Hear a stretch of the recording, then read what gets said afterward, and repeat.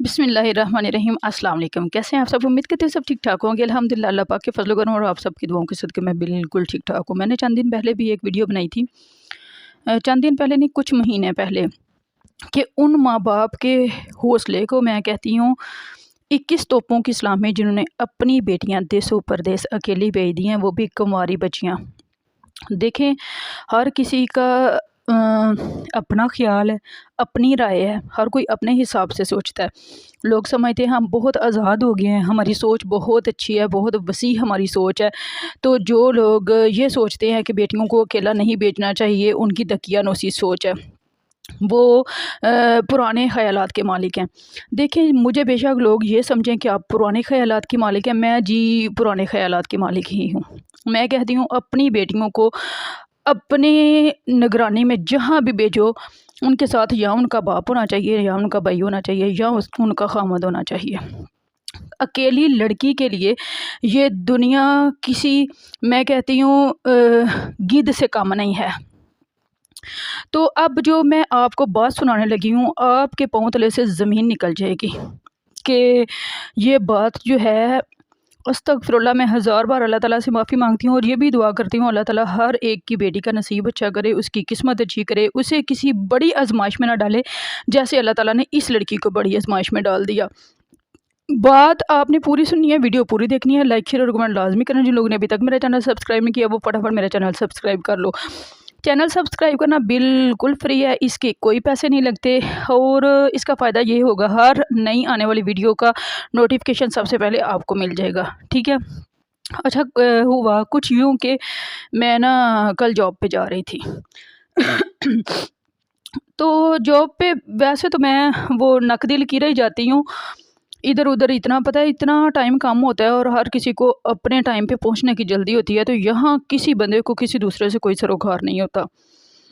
लेकिन ये होता है कि कभी किसी ने शलवार कमीज़ पहनी हो, कोई देसी सा हो और कुछ मतलब देख के बंदा ना एक दफ़ा हो जाता है कॉन्शियस कि ये पाकिस्तानी है। हुआ कुछ यूँ कि मैं जा रही थी, मैं सड़क की इस साइड थी और वो दूसरी साइड थी, और जहाँ हम दोनों एक ही डायरेक्शन में रही थी, मतलब वो भी उधर ही जा रही थी और मैं भी उधर ही जा रही थी। मैंने देखा उस लड़की ने ना दोनों हाथों में ना शॉपर पकड़े हुए हैं और कभी एक ज़मीन पे रखती है, कभी दूसरा रखती है, और उससे चला भी नहीं था जा रहा। एक बार भी मैंने देखा, दो बार भी देखा, फिर यहाँ लोगों का ना कोई हिसाब किताब नहीं होता। पता नहीं कोई किस रंग में बोले, पता नहीं कोई बात को क्या समझे, कैसा जवाब दे, लोगों का पता नहीं ना होता, लोगों के कैसे रवैये हैं। तो ना चाहते हुए भी ना मेरे दिल में उसका ख्याल आया, तो मैंने कहा चलो ऐसा करती हूँ, सड़क क्रॉस करके ना मैं भी तो उधर ही जा रही हूँ, तो इस लड़की से पूछती हूँ अगर इसे हेल्प चाहिए। मैं खाली जा रही हूँ, मैं इसका एक बैग उठा लेती हूँ। दोनों हाथों में उसने शॉपर पकड़े हुए थे। मैंने ना थोड़ा आगे जाके सड़क क्रॉस की और मैं उसके पास चली गई। मैंने जाके उसे सलाम दी तो उसने सलाम का जवाब दिया। मुझे पता चल गया चलो जी मुसलमान है, और मैंने आपको पता थोड़ी, मैं थोड़ी नहीं वाह वाह बातूनी भी हूँ, मैं फिर गला स्टार्ट कर देती हैं उहदे नाल। मैंने उसे पूछा पाकिस्तान में कहाँ से हैं, तो कहाँ आपने जाना है, किधर जाना है, तो उसने ना वो मेरे घर की तरफ ही बताया ना कि मैंने उस तरफ जाना है। मैंने उसे कहा एक बैग मुझे दे दे, मैं उठा लेती हूँ। मैंने उसे एक बैग ले लिया और साथ साथ हम दोनों चलने लगी और साथ साथ बातें करने लगी। मैंने पूछा आप पाकिस्तान में कहाँ से हैं, वो कहती है मैं पाकिस्तान में ना, उसने मुझे बताया, चले मैं उसका मतलब जहाँ से भी वो है मैं नहीं बताऊँगी। मैंने उससे कल परमिशन ले ली थी, मैंने कहा मैं तुम्हारी स्टोरी पे वीडियो बनाऊँगी क्योंकि मैं यूट्यूबर हूँ, लेकिन मैं तुम्हारा नाम नहीं लूँगी। और उससे मैंने परमिशन भी ली ना कि मैं वीडियो बना लूँ। कहती है अगर आप मेरा नाम नहीं लेंगी, मेरे शहर का नाम नहीं लेंगी, तो आप वीडियो बना लें, हज़ारों ऐसी स्टोरीज़ हैं। मैंने कहा चलो ठीक है। मैं उससे बातें करने लगी तो मैंने देखा वो लड़की ना प्रेग्नेंट लग रही थी, रंग भी ऐसा उसका पीला पटक, और ऐसी ही वो जैसे मरियल सी चाल नहीं उसकी होती, बिल्कुल उससे चला ही नहीं था जा रहा। मैंने उससे बातों बातों में पूछा, मैंने कहा कैसी हैं आप और किधर जा रही हैं, और ये पहले तो वो थोड़ा सा हिचकिचाई, फिर मैंने उसे कहा, मैंने कहा आप मुझसे खुल के बात कर सकती हैं, ना तो मैं आपकी कोई रिश्तेदार हूँ, ना कोई शरीका बरादरी से ताल्लुक़ रखती हूँ। अगर आप अपना दुख मुझसे शेयर करना चाहती हैं तो आप कर सकती हैं, आपका दिल हल्का हो जाएगा। देखिए मैं आपके किसी मसले मसाइल का हल तो नहीं निकाल सकती, लेकिन हो सकता है कोई आपको अच्छा मशवरा दे दूँ, तो आप मुझे बताएं क्या मसला है। वो कहती है कि ना मैं जब पाकिस्तान से यहाँ आई तो मैं अकेली थी, मेरे आने के कहती है 1-1.5 महीने बाद ही ना मेरी जवान बहन की डेथ हो गई।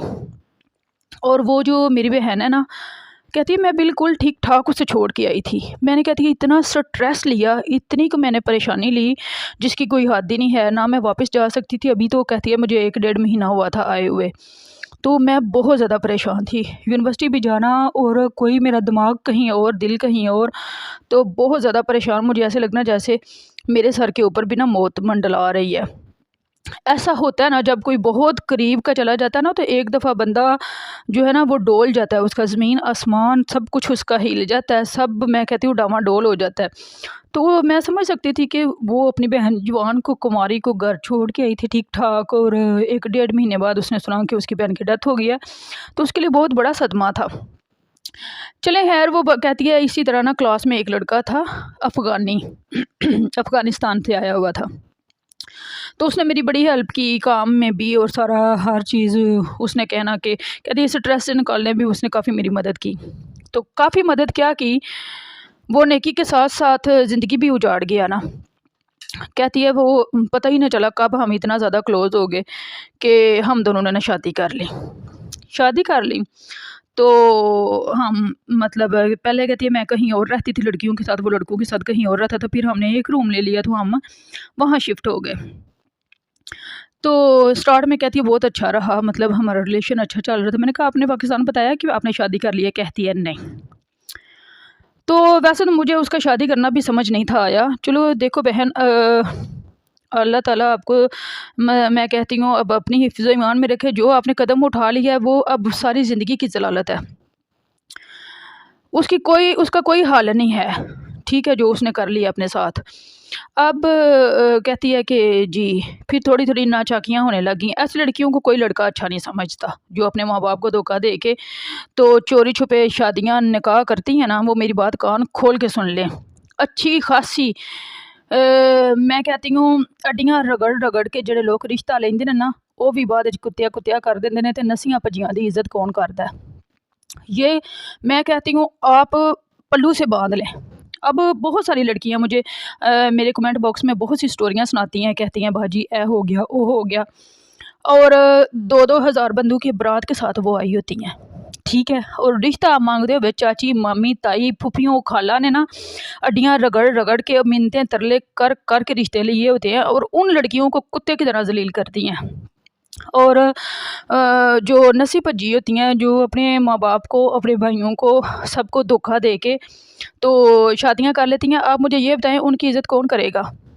कोई उनकी इज़्ज़त नहीं करता, और मेरा ख़्याल है कि उनकी इज़्ज़त होनी भी नहीं चाहिए। पता नहीं आप लोग बहुत से लोग इस बात के ख़िलाफ़ बात करेंगे, इस बात के कहेंगे कि आपने गलत बात की है, लेकिन मैं अपने पॉइंट ऑफ व्यू से बिल्कुल ठीक बात कर रही हूँ। जिन्होंने पैदा किया, जिन्होंने पाला, जिन्होंने पोसा, जिन्होंने हमारी ज़िंदगी की हर ज़रूरत पूरी की। आप तसव्वुर करें, एक छोटा बच्चा जब पैदा होता है कुछ भी नहीं कर सकता, माँ उसे 2 दिन बेयारो मददगार छोड़ दी तो बच्चा मर जाता है। ऐसा ही है ना, माँ ने उसकी पोटियाँ धोई, उसका ख्याल रखा दिन रात, दोपहर शाम, उसके रोने का, धोने का, उसके हर चीज़ का, मैं कहती हूँ एक एक लम्हा उसकी एक एक करवट जो है ना उसने अपने दिल से महसूस की, उसे सीने से लगा के रखा 5-4 साल। उसकी एक एक बात पे हज़ार हज़ार बार हाँ जी कहा। उस माँ बाप को जब एक लड़की ने धोखा दे देना है, तो उससे और क्या तवक्को की जा सकती है? शादी खसमां नूं खानी तो हो ही जाती है, ब्याह तो हो ही जाता है। कोई ऐसा देखा जिसका ब्याह ना हुआ हो? कोई है इक्का दुक्का, अल्लाह माफ़ करे, वो भी कोई अलग ही स्टोरी होती है, वरना शादियाँ तो हो ही जाती हैं। माँ बाप को धोखा दे के शादी करना जो है ना, वो ज़लालत के अलावा कुछ नहीं है। मैं तो ये समझती हूँ, मुझे नहीं पता दूसरे लोगों का। अब आगे सुने हुआ क्या। अब जी 7th मंथ उस लड़की का चल रहा था, तो कहती है आज सुबह उस लड़के ने फ़ोन पे मुझे तलाक दे दी है। मैंने उसे कहा प्रेगनेंसी में तो तलाक होती नहीं है, लेकिन ये है ना, आपको भी पता मुझे भी, कि जो ही डिलीवरी होगी तो वो तलाक लागू हो जाएगी। तो आप मुझे ये बताएं, उसने पीछे अपने अगलू पिछलू को किसी को कुछ नहीं बताया हुआ कि मैंने शादी की है नहीं की। अब वो जो दुनिया में आने से पहले ही लावारिस हो गया, उसका क्या करेगी? अब उसे कमाएगी, खिलाएगी, पिलाएगी या उसे संभालेगी या उसका क्या करेगी, उस बच्चे का क्या मुस्तकबिल है, जिसे बाद में कल को आने वाले वक्त में ये भी नहीं पता होगा कि कोई अफ़गानी कोई बंगाली मेरा कौन बाप था। खुदा का वास्ता है, मेरी तमाम सुनने वालों से अपील है, अगर आपको कोई भी ऐसी लड़की मिलती है तो अपनी वक्त गुजारी के लिए उसकी ज़िंदगी बर्बाद ना करें। अल्लाह ताला आपको सिरात मुस्तकीम पे रखे। देखें, अगर लड़कियों को तरबियत की ज़रूरत है तो लड़कों को भी तरबियत की ज़रूरत है। लड़के भी इस बात का ख्याल रखें कि हमारी घरों में माएँ हैं, बहनें हैं और ये लड़कियां भी किसी की इज़्ज़त है। अगर कोई राह रास्त से भटक रही है तो कोशिश करें, उसे कहें कि ये बात गलत है। तो ऐसा कुछ कहता तो नहीं है, लेकिन फिर भी अपने जज्बात पे कंट्रोल करके तो किसी को राह रास्त पे लाने की कोशिश किया करें। ये नहीं कि अगर कोई भटक रहा है तो उसका फ़ायदा उठा के सारी ज़िंदगी के लिए उसे महफूज करके रख दें। मुझे उसकी स्टोरी से कल यकीन करें इतना दुख हुआ, इतना दुख हुआ। मैं सारा दिन रात को भी मैंने अपने हस्बैंड से आके बात की, तो हम कितनी देर इस बात को लेके परेशान रहे। मुझे नहीं पता वो कौन है, कौन थी, कहाँ थी। मैंने उससे कोई इतना ज़्यादा रब्ता भी ना मतलब बढ़ाया। मैंने ना उसका नंबर लिया, ना मैंने पूछा आपने किस गली में जाना है, कहाँ जाना है। जब मैं टर्न होने लगी मैंने उसे बैग दिया, क्योंकि मेरी तो सदमे से ना टांगें जो है ना बिल्कुल साथ दे गई थी। मैं सोच रही थी वो पता नहीं कैसे सांस ले रही है, कैसे चल रही है, कैसे फिर रही है।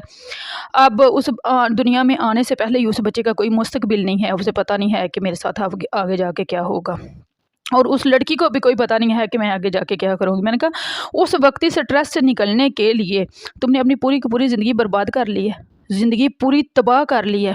अब तुम्हारे हाथ क्या आया? अब वो तो छोड़ गया ना, उसे तो कोई सरोकार नहीं है। और कहती है सिर्फ छोड़ा नहीं है और भी बहुत सी बातें सुनाई है। मुझे नहीं पता ये बच्चा कौन है, कहाँ से आया, क्या है, कैसे नहीं है, जिसके लिए उसने सब कुछ अपने माँ बाप को, बहन भाइयों को, रिश्तेदारों को, सबको धोखा दिया। वो कहता है तुम हो ही धोखेबाज, मैं तुम पे कैसे यकीन कर लूँ। तो उसने कल ही, वो कहती है मुझे फ़ोन पे उसने तलाक दे दी है।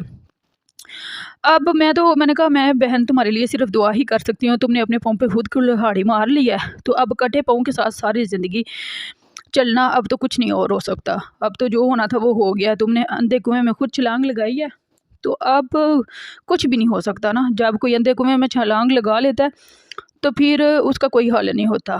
तो मेरी तमाम बहनों से ये गुजारिश है कि अपनी बेटियों की तरबियत करें, उनको अपनी यार बनाएं, दोस्त बनाएं, सहेलियाँ बनाएं, उनसे हर बात शेयर किया करें। उन्हें कहा करें जब जहाँ जिस चीज़ की आपको ज़रूरत नहीं है आपने मुझसे शेयर करनी है। अपने बच्चों के साथ दोस्ती रखें। अल्लाह ताला हर एक को बुरे वक़्त से बचाए, बड़ी आजमाइश से बचाए। देखें कई बार अक्ल दानिश रखने वाले माँ बाप जो है ना, बच्चों के हाथों, औलाद के हाथों ज़लील ख्वार हो जाते हैं, रुसवा हो जाते हैं। तो ये नहीं होता कि उनकी तरबियत में कोई कमी रह गई होती है, ये अल्लाह ताला की तरफ से कोई ना कोई आजमाइश होती है। तो मैं कहती हूँ अल्लाह ताला किसी को औलाद की आजमाइश में ना डाले, अल्लाह ताला किसी को इतना बड़ा दुख ना दे, कोई तकलीफ़ ना दे, किसी मुसीबत में ना डाले।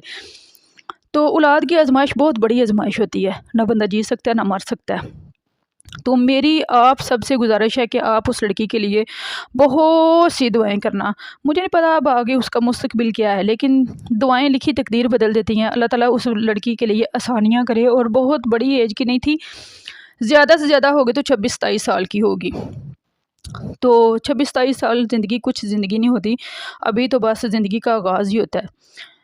तो इस उम्र में उसने बहुत बड़ा रोग लगा लिया है। अब उसका अल्लाह ताला ही वारिस है, वही जानता है अब उसका क्या होना है, क्या नहीं होना। हम लोग तो नहीं जानते उसका क्या मुस्तकबिल है और आने वाले बच्चे का क्या मुस्तकबिल है।